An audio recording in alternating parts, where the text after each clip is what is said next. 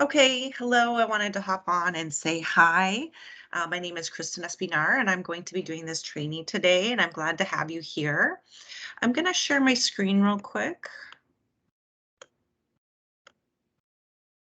Okay, great. So I want to jump in right away because we have a lot of information to cover, and I want to leave time for questions. So today we are going to be talking about preparing for your final exams. So hopefully this is timely since final exams are coming up in a few weeks. But just to tell you a little bit about myself, I'm an academic success coach. My name is Kristin Espinar, and there is another academic success coach whose name is Sam Lee. We are a relatively new department here at UWGB, and we're housed in the Learning Center. And we focus on helping students create better systems and habits for academic success. Okay, so if you're here with me today, and even if you end up watching this as a replay, what I'd like you to do is pull out your phone and do a Navigate check-in. So if you don't have the Navigate for Students app, this is definitely an app that you need for school. So today, sometime today, take the time to download it. And then when you do, once you sign in, you'll see that you have a list of something called to-dos. It should just kind of be up here on the home screen. So you have 6 important to-dos for the day. You can open that up and then you'll see whatever workshop we have. And then all you need to do is tick the workshop that you've attended. So I do need you to do this to show that you've attended. If you have Navigate for Students app already, you can just do it now real quick. If not, please do it after the training. Okay, and I want to tell you really quick about the resources that we have in case you are not familiar with them. So the Learning Center is growing all the time, and we have a lot of different resources. We have academic success coaching, which, like I said, is about building systems and habits for success. And this means things like organization, productivity, getting track on things that you might feel you're not ready for at college. We also have tutoring. So whereas we work on like these building these systems for success, tutoring works on helping you with specific content and concepts that you're struggling with. Now we have tutoring with students. So we have student tutoring in the TLC, and you can access that live or virtual. But we also have something called, well, it used to be called BrainFuse, but now it's called NetTutor. And you can access this inside of any Canvas course that you have. So just go to Canvas, open up, look in the left side panel, and then at the bottom, there's a thing that says online tutoring. And there you can access a variety of tutoring.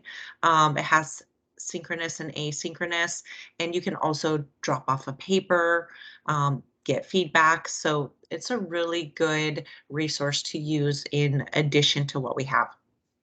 Now, if you really need help going through some concepts for writing or structuring an essay, we have the Writing Center. And then, of course, we do these workshops. Actually, next week, probably I'm going to send out a survey asking what kind of workshops that you want me to do, me and Sam to do next semester. So watch for that workshop. If you have any ideas, please share them. Okay, so let's jump in and talk about finals. So I work with students a lot, and I see that there's all different types of finals that students have.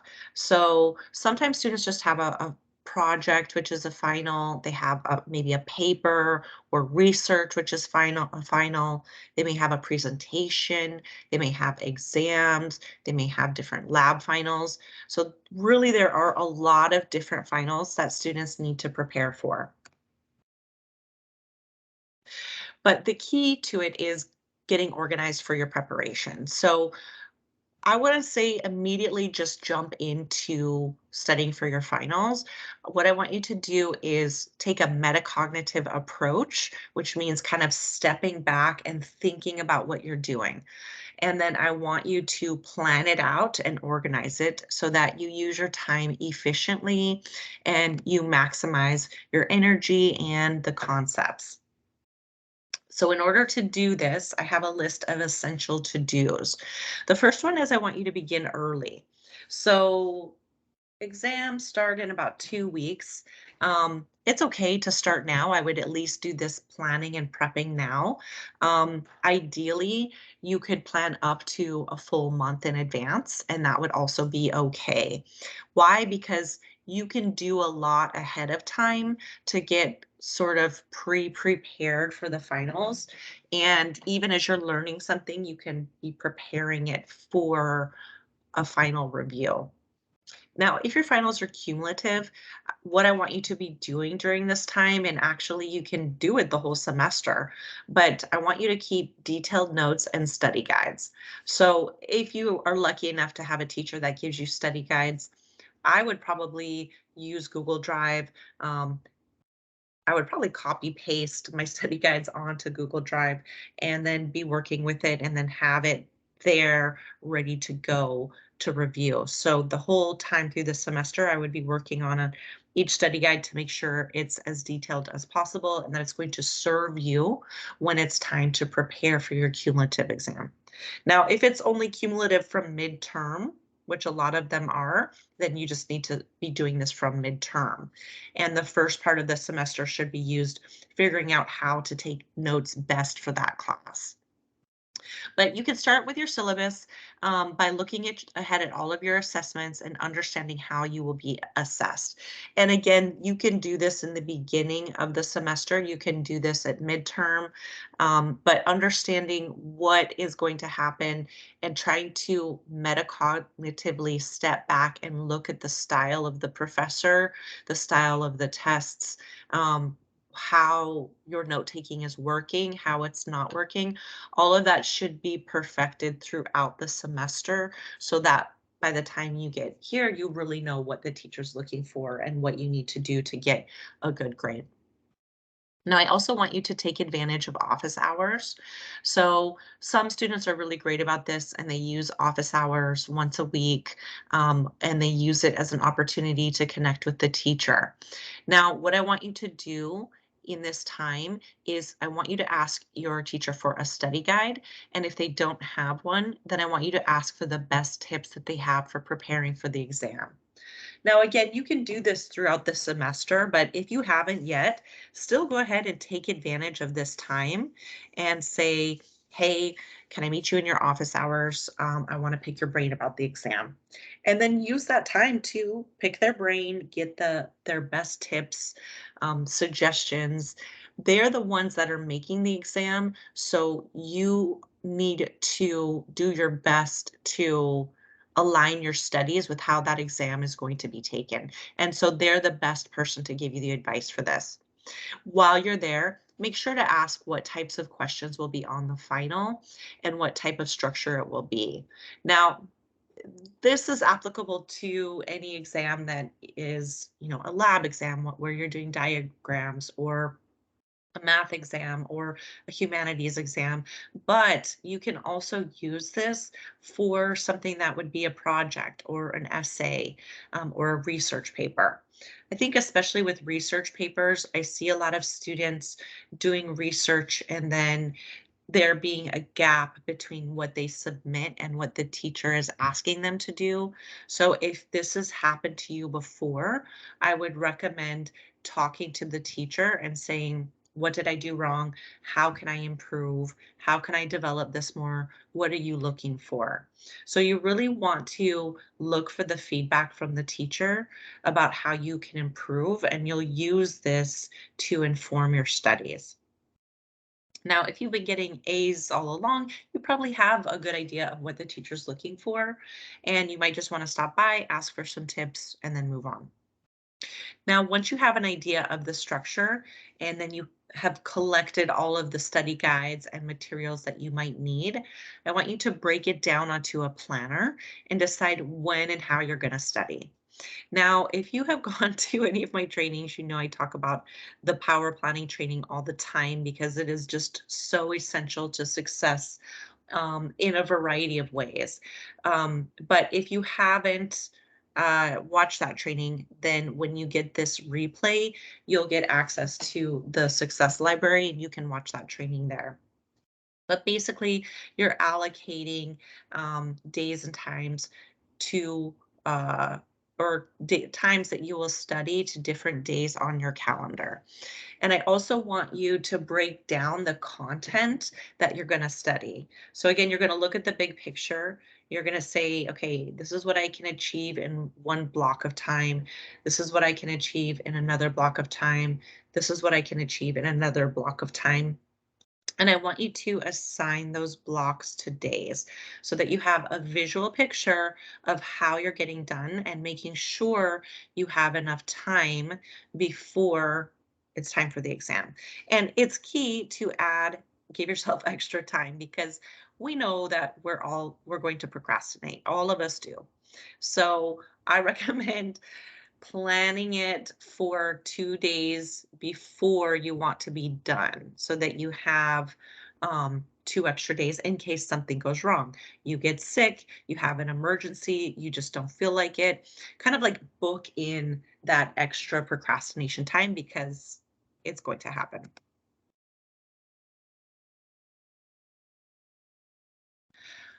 Okay, so here's some extra tips for office hours. If it's 2 weeks out, so I wouldn't wait. I would immediately try to talk to your teacher this week or early next week. So make sure to get ahead of the game by at least making that appointment as soon as possible. And then make sure to ask for resources. So I mentioned asking for a study guide before, but if the instructor doesn't have one, then you may need to create your own study guide. So there you want to get specific about the questions that you're going to ask the teacher. So what chapters are going to be covered? What key terms do I need to know? What theories? What course objectives? What vocabulary? Do I need to provide examples? Ask as many questions as you can so you can create that bigger picture of how you need to be studying. So for example, if you have like a humanities final where you know you're going to have to give either short answer or long answer essay type questions or paragraph type questions, then you really want to understand the structure of how to study. So, okay, we're going to be talking about this concept in history. So what do you need to know around it? The concept, the definition, the dates, important people, any key events or results of it. And then you want to also look at any examples, any clear, concrete examples that can be used to illustrate that concept. So an example or two from the readings, and then also maybe connections to other readings or concepts that you've done in the class, or connections to current impacts.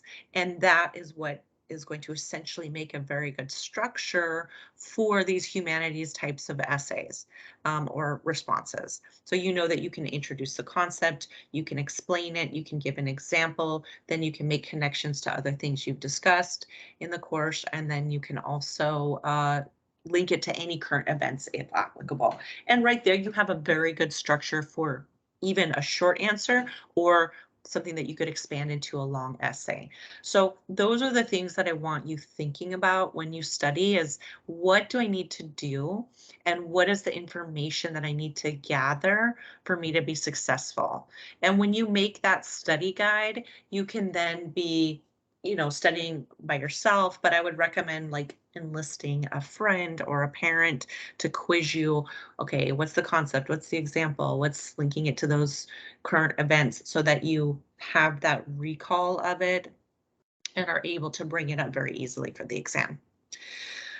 You can also ask how the final exam is going to be structured. So is it open book? Is it closed book? That's definitely going to change how you study.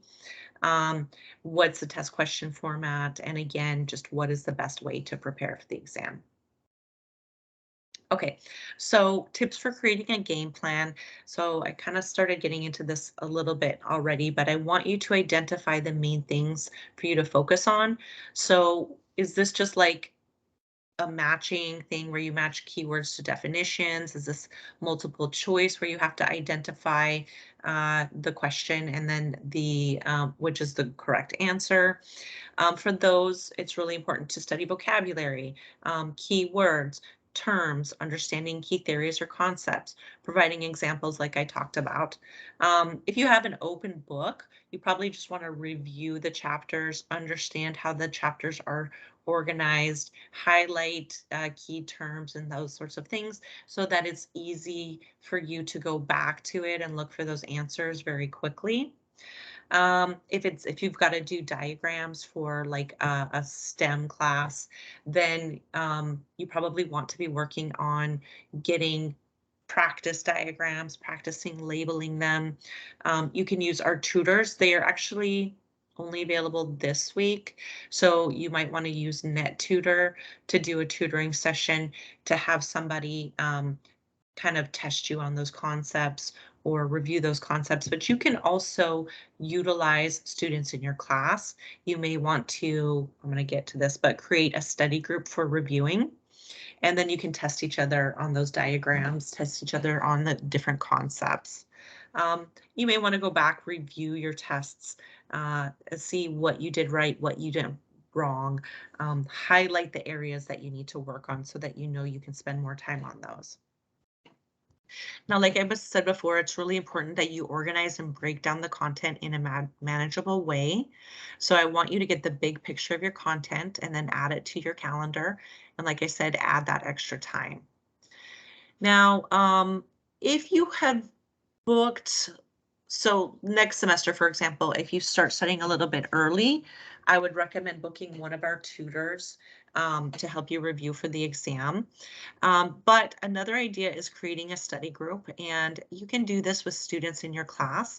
So I would actually probably start this from the first few weeks of school, kind of keep your idea or your eyes out for somebody, a few people that you feel comfortable with, that you think are reliable and might want to work together. And you can actually co-collaborate on study guides. You can have a Google folder that you share. You can reduce the workload by everybody taking certain sections of it. You can work together to review, test each other, revise. And then if you're having trouble finding students in your class, or if it's like an online class, the Navigate for Students app, the one that I asked you to download earlier, that one does have a study buddies feature. So you can click that and find students in your class that are looking for people to study with. Now, if all else fails, you need to review and test yourself on your own, but I wouldn't just test like in your mind. I would test yourself by saying things out loud, because the way that the brain processes information is you have input in, it processes, and then you have input out. And input out means usually like you're talking about it, you're saying something about it. Writing can also be considered input out, but I notice for recall purposes, it's better to say something.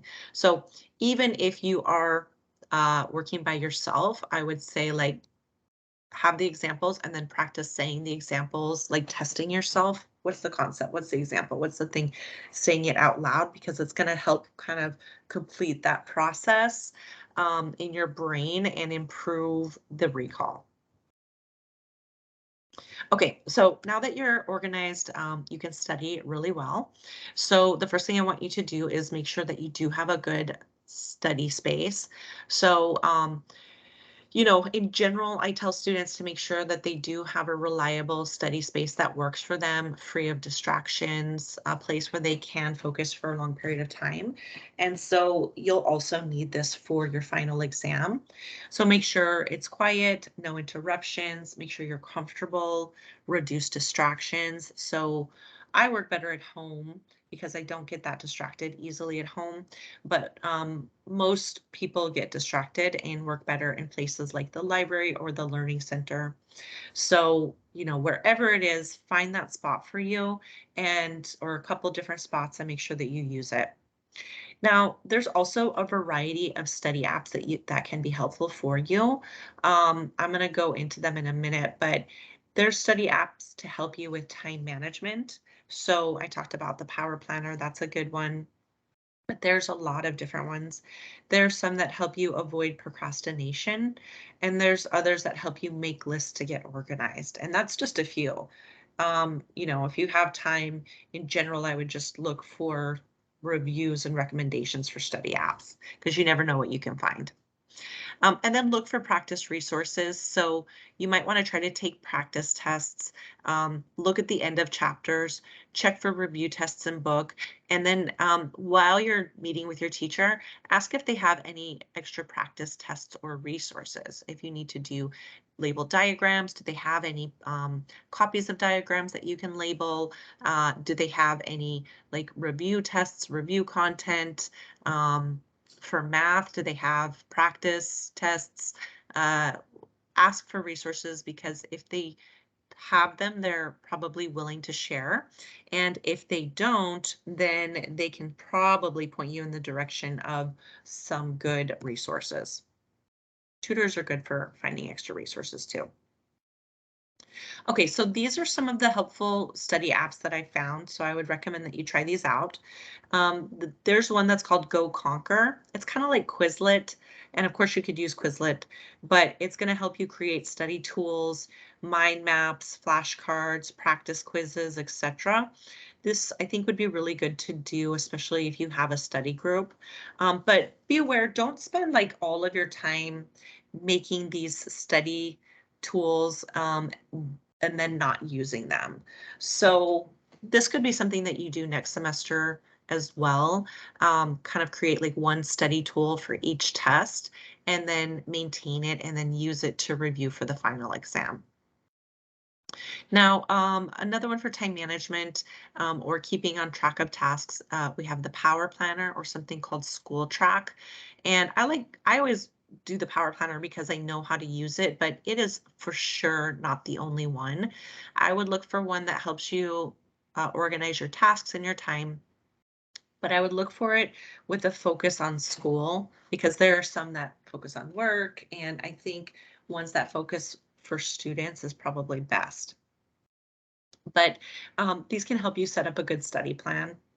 Um, the marinara timer, so using a lot of different timers are good options. So this is one that helps keep you motivated to study. It uses something called the Pomodoro method. And I think you can set up different methods on it too. And I'll talk about the Pomodoro in a minute. But just having a timer to know like how long you want to study for, when you want to take a break, can really keep you structured and on time, and then also reduce burnout. Okay, so I'd also like you to, like I said, create those group study sessions. So if you haven't done anything so far, use the Navigate for Students app to find students in your class that are willing to study. And I would pull your resources together, have a couple of meetings, talk about the best way to study, and then have 1 or 2 meetings to use your resources to test and review. If you've been attending virtual classes or making recordings, definitely take time to review any content that you had difficulty understanding or remembering. Definitely do not just try to review everything that you ever learned. Go through the major concepts that you think will be on the exam and definitely spend extra time working on concepts that you didn't understand or struggled with. This, I think, is really important for classes like math, where you may struggle with one certain concept and you may need to kind of review how they did it, how the teacher wants you to do it, and then get some practice exercises doing it. Remember, you can also use NetTutor to go over those concepts. And NetTutor also has a place where you can just like drop off a question. So if you are If you've got a question about like a bio class or a math concept, it has kind of a cool platform that you can go in and you can do diagrams and a bunch of different things and leave your question and then they will respond to it. Of course, if your teacher offers review sessions, go to the review sessions. It's going to have all the information that you need about the exam. If the teacher doesn't explicitly say this is what's going to be on the exam and make a list, note everything that they are talking about and then highlight it, kind of each concept or important point on the side to make sure that you can build out a study guide around that later. Okay, so if you do decide to do group sessions, I have some tips. Use the study buddy feature, like I said, to create a study group, and it could be in person, it could be virtual. When I did my master's degree, we had this cumulative exam where we needed to be able to discuss every single concept that we had learned in 2 years of the master's degree. And we needed to be able to cite it like just off the top of our heads. So I took 3 months and I made a study group of four students and we broke down the work.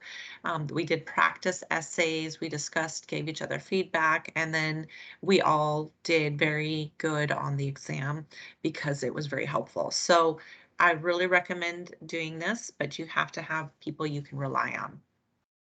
Now, if you're going to do this, I would say have that first meeting to break down the study guides, chapters, etc. You can talk about who's going to do what. I would keep notes on your Google Doc and then have a meeting to review notes, create flashcards, Quizlets, or you can review alone and then just meet again to quiz each other and review. So like I said, collabing on the study guide's a really good idea. You can break up the work and then you can also check each other to make sure that the concepts are correct. I wouldn't just rely on the other person, but I would review the concepts together and then kind of like correct each other to make sure everyone feels like the content is correct. Um, it's also good to replicate test questions. So, your test might be multiple choice, it might be short answer, it might be essay, but you can do what we did in that we replicated different essay questions. So we took practice ones and we made up other ones using the concepts, and then we practiced writing them out and then talking about it and giving feedback. If you have diagrams, like I said, get worksheets. If your teacher doesn't have any, download online and practice labeling and summarizing. I work with enough students to know that with like anatomy classes, bio classes, they really struggle with labeling all of the parts. So you might want to spend a lot of your time doing that. Okay, and then lastly, we want to prevent procrastination. So don't get in the way of yourself. Even now you have 2 weeks and you may be thinking like, okay, I've got 2 weeks, I'm fine.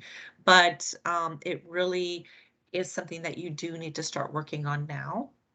So if you're working, so you've made your plan and you're doing it, but then you're not feeling like doing it, or you're starting it and just getting like burnt out, make sure that you incorporate breaks into your study time. So make sure to take breaks and schedule breaks into your study time. So you can say like, okay, I'm going to study from 8 to 10. Actually, I would probably say like get up, have breakfast, go study for an hour and a half or 2 hours, take a break, study a little bit longer, have a nice long lunch, then go back, study again, take another break, study again, and then just be done for the day, have nice dinner, relax your brain, exercise, go to bed. Try to have that structure and balance, and then incorporate time for food, exercise, breaks, so that you are not feeling like all of your energy is just getting sapped out of you. So like I said, stay balanced as well.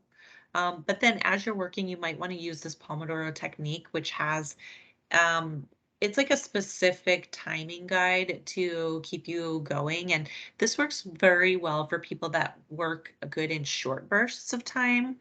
I think I have it right here. Yeah.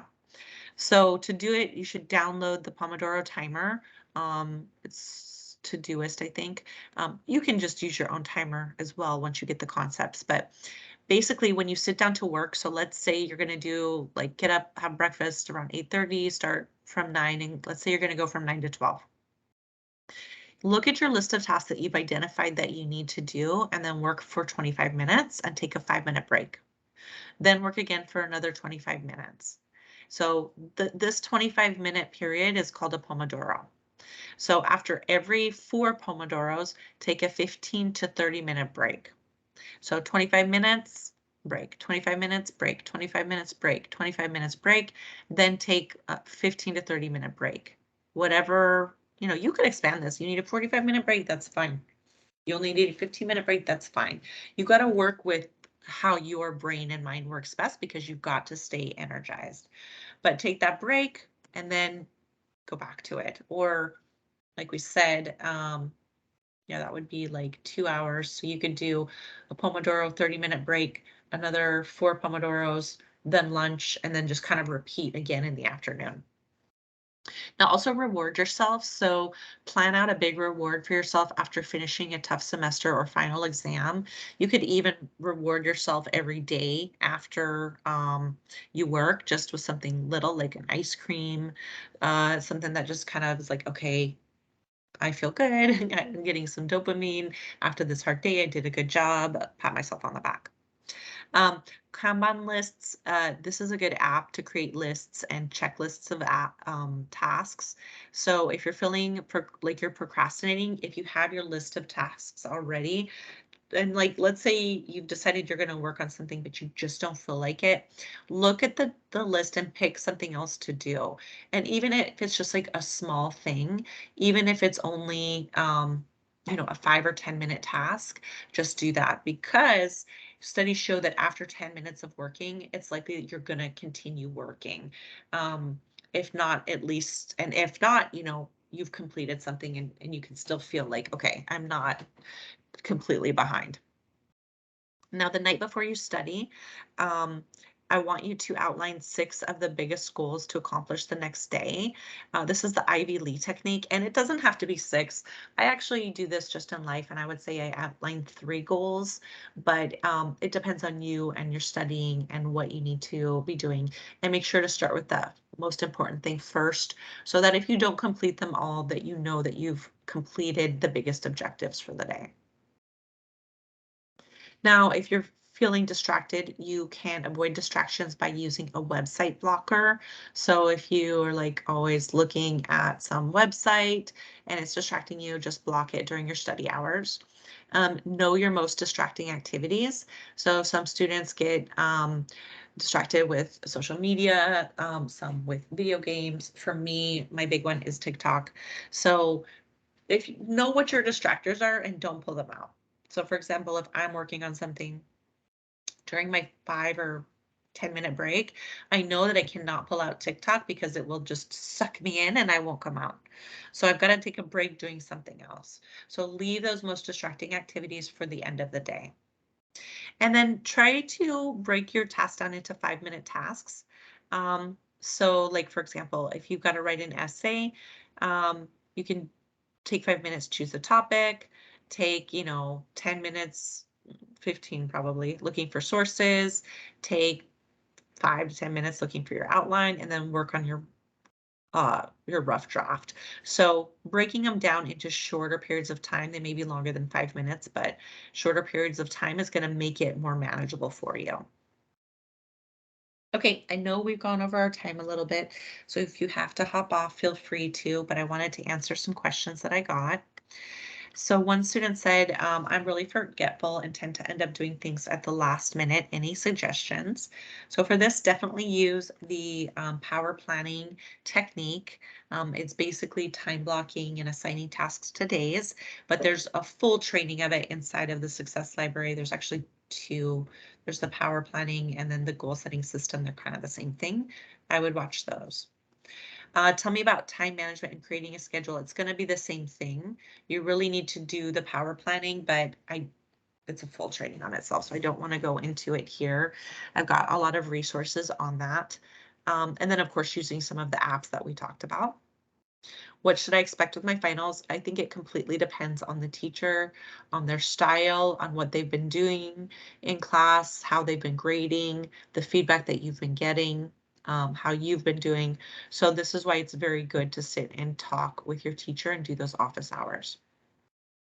What is the best way to ensure I cover all the material for class? So you could set an office hours to talk with your teacher, get the concepts, create your study guide, and then I would even set up a follow-up office hours with the teacher to check and say, how does the study guide look? Am I missing anything? What else should I include? That's what they're there for. They're there to help you succeed. And probably 8 times out of 10, you're going to have a pretty good teacher who's going to help you with those concepts. How can I eliminate distractions while I'm studying? So again, I would use the tips that we talked about before. So, you could do a website blocker, know your most distracting activities. You can use the Pomodoro timer. You can use Kanban lists. You can use Ivy League. So we've talked about a lot of concepts here. What are some ways that people who have shorter attention spans avoid cramming? Okay, so that's where I would do like breaking it down into shorter tasks, and then also using the Pomodoro timer, because 25 minutes is a good period of time to focus on something. That's how I am. I have a shorter attention span, so I like to work on something and then take a break and then come back to it. I definitely am not somebody who can sit for 2 hours straight working on something unless I'm just like super into it. So I would use some of those tips. And then also, is it a good idea to give yourself scheduled study times? Yes, it really is. If you have a structure for your day, you know what you want to achieve, you're more likely to stick to it.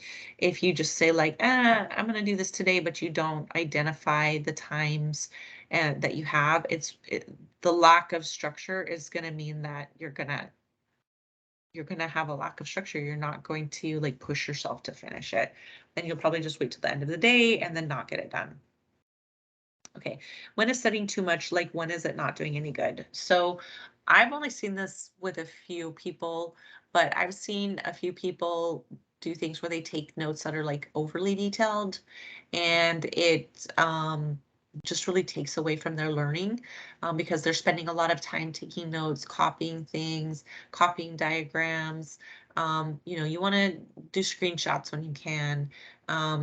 You want to work on using like abbreviations and short notes. You don't need to write every single word out by hand. So that can take a lot of time. But if you're studying a lot and then you're testing yourself and you're not having the concepts, then there's something's going wrong. There's something's missing. There's a gap between your studying and your output. So that's the time to talk to your teacher or an academic success coach to kind of see like what is going wrong.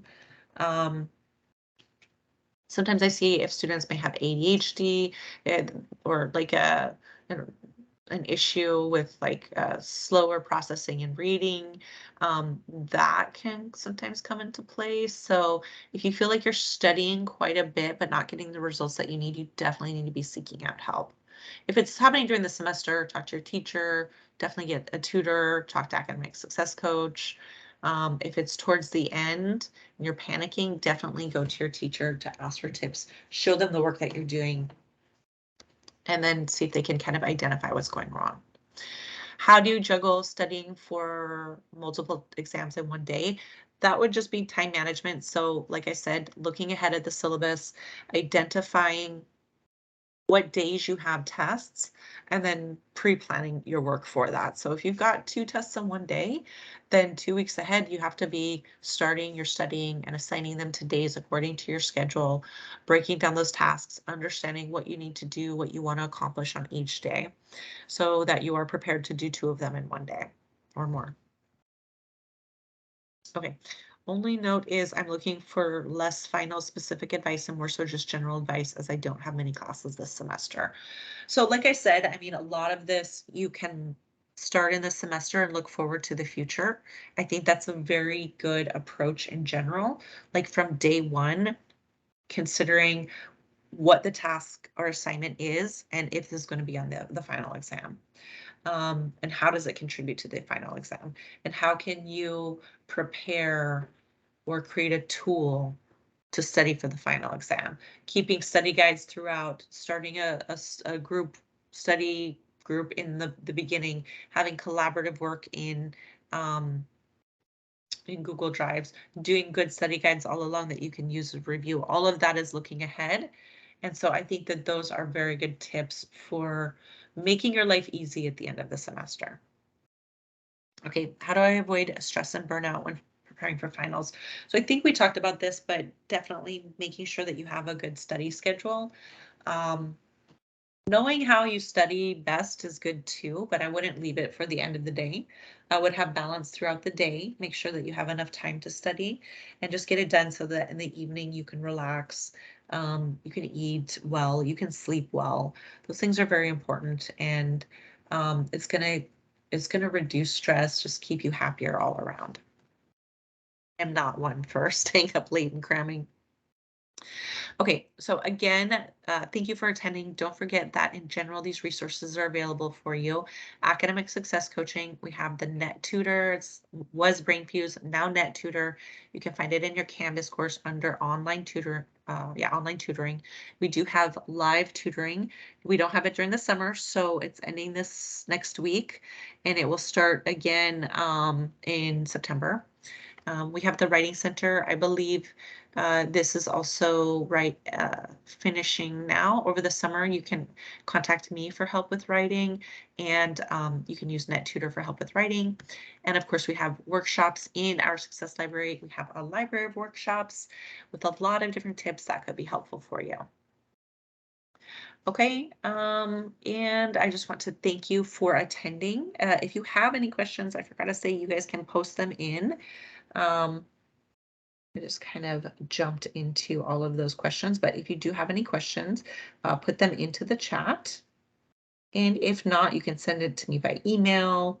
I'm happy to answer for you. Okay, well, thank you so much for your time. Have a great day and good luck on your final exams.